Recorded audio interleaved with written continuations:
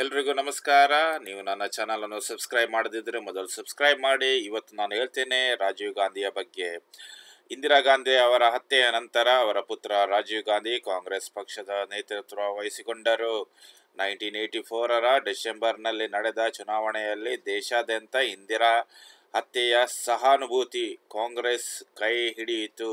ಶೇಕಡ 49.10ರಷ್ಟು ಮತ ಗಳಿಸುವ ಮೂಲಕ ಒಟ್ಟು 514 ಸ್ಥಾನಗಳ ಪೈಕಿ 400ಕ್ಕೂ ಅಧಿಕ ಸ್ಥಾನಗಳಲ್ಲಿ ಕಾಂಗ್ರೆಸ್ ಜಯಗಳಿಸಿತು.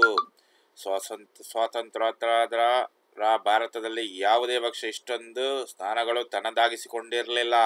ಈ ಚುನಾವಣೆ ಸಮಯದಲ್ಲಿ ಮತದಾರರ ಸಂಖ್ಯೆ 37.95 ಕೋಟಿಗೆ ಏರಿಕೆಯಾಯಿತು. ಇದರಲ್ಲಿ 24.12 ಕೋಟಿ ಮತದಾರರು ಶೇಕಡ 65.56 ತಮ್ಮ ಮತ ನೀಡಿದರು. ದೇಶದ 11ನೇ ಪ್ರಧಾನಿಯಾಗಿ ಅಧಿಕಾರ ವಹಿಸಿಕೊಂಡ ರಾಜೀವ್ ಗಾಂಧಿ 1984ರಿಂದ 1989ರವರೆಗೆ ಒಟ್ಟು 5 ವರ್ಷ 30 ದಿನಗಳ ಕಾಲ ಆಡಳಿತ ನಡೆಸಿದರು.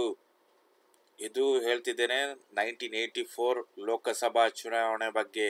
ನಿಮಗೆ ಇಷ್ಟವಾದರೆ ನನ್ನ ಚಾನಲ್ ಲೈಕ್ ಮಾಡಿ, ಸಬ್ಸ್ಕ್ರೈಬ್ ಮಾಡುವುದನ್ನು ಮರೆಯಬೇಡಿ.